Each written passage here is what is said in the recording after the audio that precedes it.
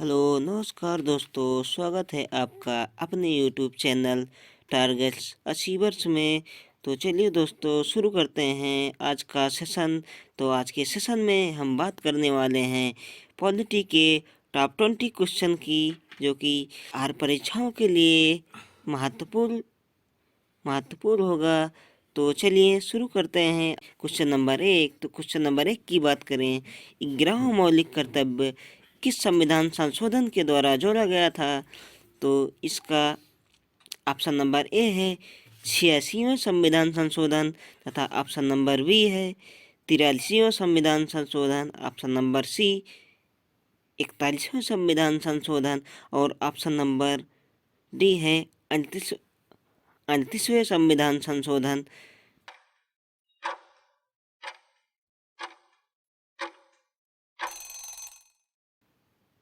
तो दोस्तों इसका करेक्ट आंसर हो जाएगा ऑप्शन नंबर ए, मतलब कि 86वें संविधान संशोधन 86। तो चलिए दोस्तों हम सेकंड क्वेश्चन की बात करते हैं, इंडियन यूनियन मुस्लिम लीग किस प्रदेश में मजबूत है? तो इसका ऑप्शन नंबर ए तमिलनाडु है, और ऑप्शन नंबर बी केरल है, ऑप्शन नंबर सी कर्नाटक है, और ऑप्शन नंबर डी पश्चिम बंगाल है।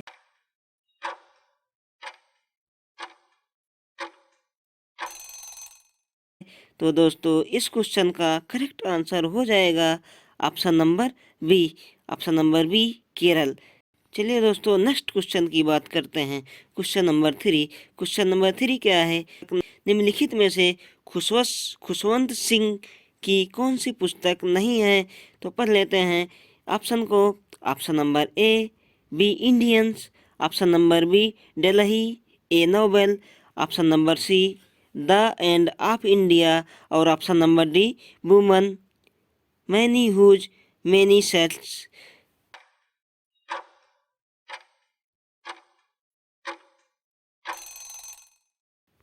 तो दोस्तों इस क्वेश्चन का करेक्ट आंसर हो जाएगा ऑप्शन नंबर डी। तो हम नेक्स्ट क्वेश्चन की बात करते हैं। नेक्स्ट क्वेश्चन है क्वेश्चन नंबर 4, और क्वेश्चन नंबर 4 है भारतीय संविधान का 73वां संविधान संशोधन किससे संबंधित है?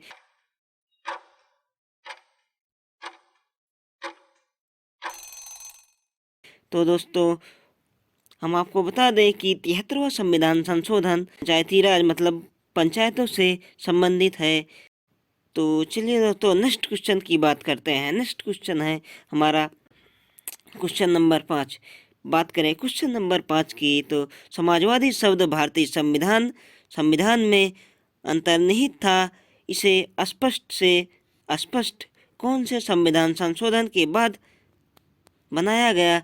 तो हम बात कर लेते हैं ऑप्शन की। तो ऑप्शन नंबर ए है 38वें संविधान संशोधन, ऑप्शन नंबर बी है 42वें संविधान संशोधन, ऑप्शन नंबर सी है 49वें संविधान संशोधन, तथा ऑप्शन नंबर डी है 52वें संविधान संशोधन।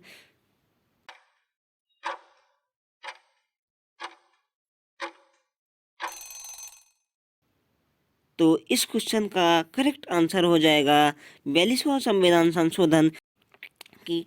नेक्स्ट क्वेश्चन हमारा क्वेश्चन नंबर 6 है। क्वेश्चन नंबर 6 क्या है, यदि कोई विधेयक संसद के एक सदन में पास हो जाए लेकिन दूसरे सदन में लंबित हो, तो संसद के दोनों सदनों की संयुक्त बैठक कितने समय के लिए बुलाई जा सकती है? तो क्वेश्चन को ध्यान से पढ़ें। तो हम इस क्वेश्चन के आंसर की ऑप्शन की बात कर लेते हैं। तो ऑप्शन नंबर ए है 2 माह, ऑप्शन नंबर बी है 4 माह, ऑप्शन नंबर सी है 6 माह, ऑप्शन नंबर डी है 8 माह।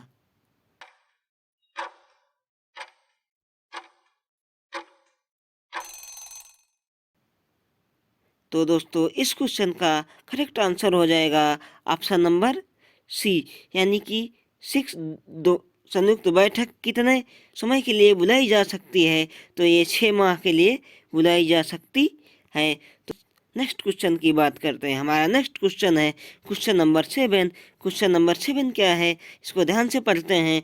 क्वेश्चन नंबर 7 है, भारत में एक विधेयक संसद का अधिनियम बन जाता है, तो इस क्वेश्चन का कहने का मतलब है कि एक विधेयक कब अधिनियम बनता है।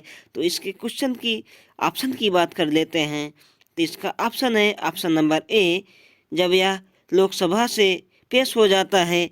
ऑप्शन नंबर बी है, जब यह राज्यसभा से पेश हो जाता है। और ऑप्शन नंबर सी है, जब इसे राष्ट्रपति की सहमति प्राप्त हो जाती है। और ऑप्शन नंबर डी है, जब यह लोकसभा और राज्यसभा में पेश हो जाता है।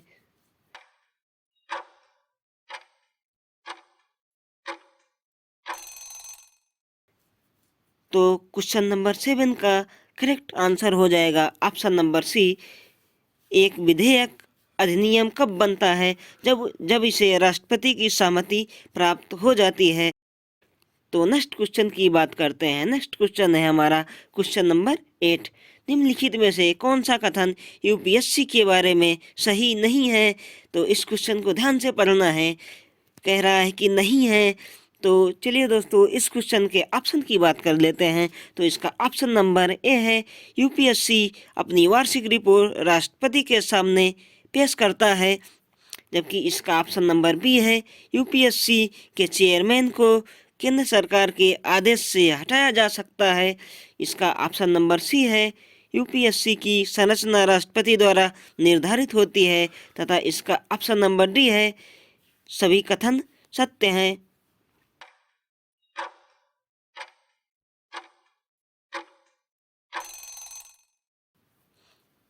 तो दोस्तों क्वेश्चन नंबर 8 का करेक्ट आंसर हो जाएगा ऑप्शन नंबर बी, यानी कि यूपीएससी के चेयरमैन को केंद्र सरकार के द्वारा हटाया जा सकता है।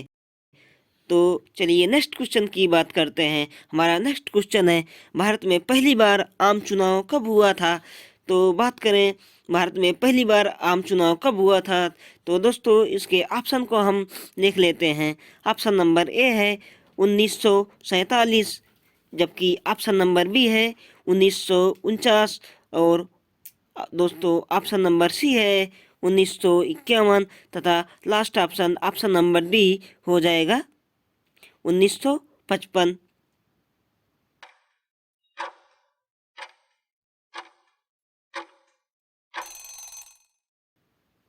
तो दोस्तों क्वेश्चन नंबर 9 का करेक्ट आंसर हो जाएगा option number c. Option number c क्या है, 1951। तो भारत में पहली बार आम चुनाव कब हुआ था, तो ये 1951 में हुआ था। तो चलिए दोस्तों हम नेक्स्ट क्वेश्चन की बात करते हैं। हमारा नेक्स्ट क्वेश्चन है क्वेश्चन नंबर 10। और क्वेश्चन नंबर 10 है, भारत के संविधान में संसदीय व्यवस्था किस देश के संविधान से ली गई है। तो हम ऑप्शन की बात कर लेते हैं। ऑप्शन नंबर ए है United Kingdom. Option number b है जर्मनी।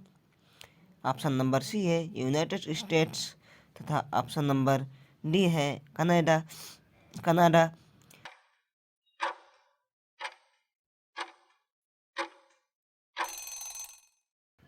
तो दोस्तों क्वेश्चन नंबर 10 का करेक्ट आंसर हो जाएगा ऑप्शन नंबर ए, मतलब कि संसदीय व्यवस्था यूनाइटेड किंगडम से लिया गया है। तो चलिए नेक्स्ट क्वेश्चन की बात करते हैं। Question number 11। क्वेश्चन नंबर 11 है, लोकसभा में सदस्यों की संख्या अधिकतम कितनी हो सकती है। तो बात करें लोकसभा में सदस्यों की संख्या की, तो चलिए दोस्तों इसके ऑप्शन को हम देख लेते हैं। इसका ऑप्शन नंबर ए है 550। ऑप्शन नंबर बी है 552। ऑप्शन नंबर सी है 569। तथा ऑप्शन नंबर डी है 570।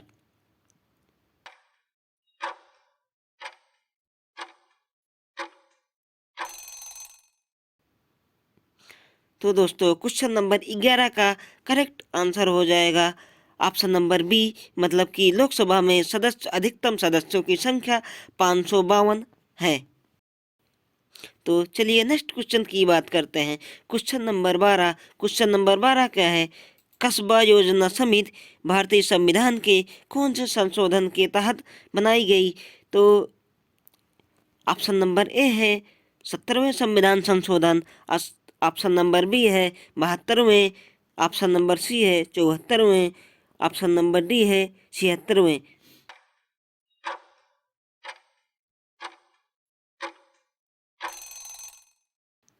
तो इस क्वेश्चन का करेक्ट आंसर हो जाएगा ऑप्शन नंबर सी, मतलब कि 74वें संविधान संशोधन के द्वारा कस्बा योजना समिति का गठन किया गया था।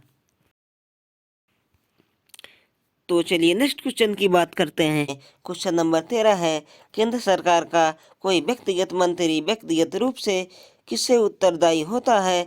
तो इसके ऑप्शन को देख लेते हैं। ऑप्शन नंबर ए है राष्ट्रपति, ऑप्शन नंबर बी है प्रधानमंत्री, ऑप्शन नंबर सी है उपराष्ट्रपति तथा ऑप्शन नंबर डी है लोकसभा।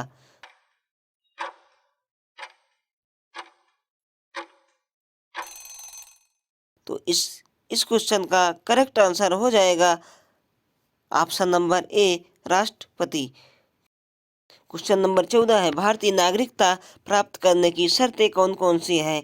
तो इस क्वेश्चन का मतलब है कि भारत में नागरिकता प्राप्त करने के लिए क्या क्या शर्तें हैं। तो पहला है निवास और वंश। तो आगे के ऑप्शन को देखते हैं। पहले में है निवास और वंश के द्वारा, और ऑप्शन नंबर बी है निवास वंश और पंजीकरण, और इसके बाद ऑप्शन नंबर सी है निवास वंश पंजीकरण और संपत्ति रखना, ऑप्शन नंबर डी है इनमें से कोई नहीं।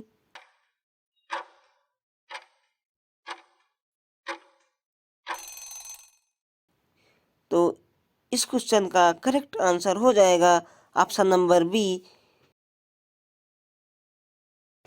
तो चलिए दोस्तों हम बात करते हैं नेक्स्ट क्वेश्चन की, और हमारा नेक्स्ट क्वेश्चन है क्वेश्चन नंबर 15। क्वेश्चन नंबर 15 क्या है, 44वें संविधान संशोधन के बाद कौन सा मौलिक अधिकार हटा दिया गया? तो हम ऑप्शन को देख लेते हैं। संघ निर्माण का अधिकार option number a, option number b है विचार और अभिव्यक्ति का अधिकार तथा ऑप्शन नंबर सी है संपत्ति का अधिकार, और ऑप्शन नंबर डी है भारत में कहीं भी भ्रमण करने का अधिकार।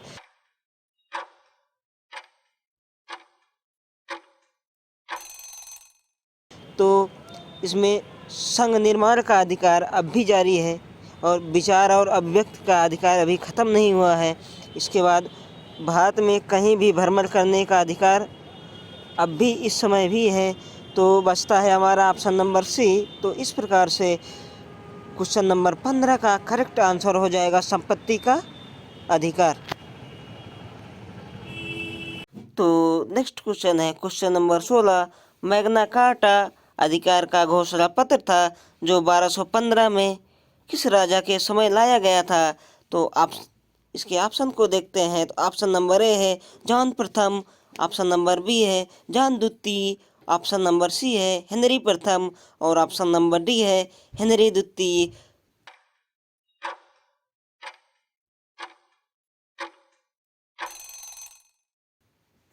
तो इस क्वेश्चन का करेक्ट आंसर हो जाएगा ऑप्शन नंबर बी, जो कि ऑप्शन नंबर बी क्या है जॉन द्वितीय। तो मैग्ना कार्टा सर्वप्रथम 1215 में जॉन द्वितीय के द्वारा लाया गया था। नेक्स्ट क्वेश्चन है हमारा क्वेश्चन नंबर 17। क्वेश्चन नंबर 17 क्या है, क्वेश्चन नंबर 17 है नीति निर्देशक सिद्धांतों में अनुशंसित अनुशंसित समान नागरिक संहिता क्या सुनिश्चित करने के लिए है? तो इसके ऑप्शन को देख लेते हैं। इसका ऑप्शन नंबर ए है राष्ट्रीय एकता, ऑप्शन नंबर बी है आर्थिक समानता, ऑप्शन नंबर सी है मौलिक अधिकार, और ऑप्शन नंबर डी है मौलिक कर्तव्य।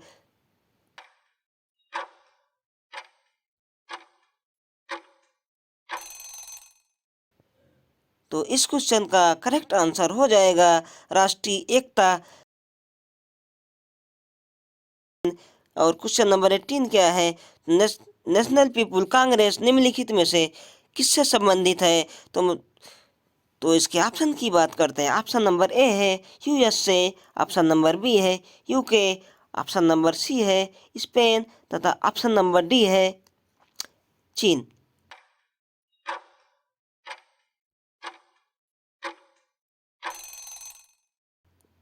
तो दोस्तों क्वेश्चन नंबर 18 का करेक्ट आंसर हो जाएगा चीन। क्वेश्चन नंबर 19 है सर एडमिन मोंटगुए और वायसराय लॉर्ड चम्सफोर्ड निम्न में से किससे संबंधित है? तो हम ऑप्शन को देख लेते हैं। ऑप्शन नंबर ए है भारत सरकार अधिनियम 1835। ऑप्शन नंबर बी है भारत सरकार अधिनियम 1909। और ऑप्शन नंबर सी है भारत सरकार अधिनियम 1919। और ऑप्शन नंबर डी है भारत सरकार अधिनियम 1935।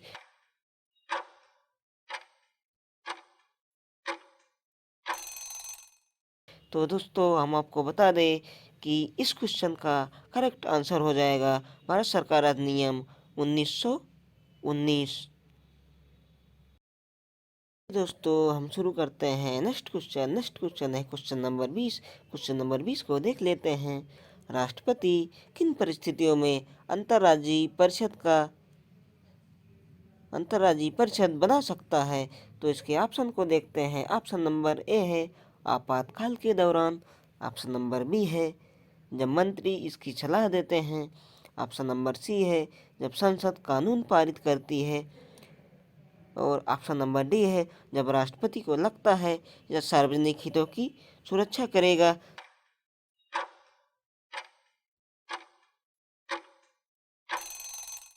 तो इस क्वेश्चन का correct answer option number D हो जाएगा। तो दोस्तों आज के लिए इतना ही। यदि हमारा वीडियो आपको पसंद आए तो दोस्तों लाइक, सब्सक्राइब और शेयर ज़रूर कीजिएगा। तो मिलते हैं दोस्तों नेक्स्ट क्वेश्चन में। तब तक के लिए धन्यवाद।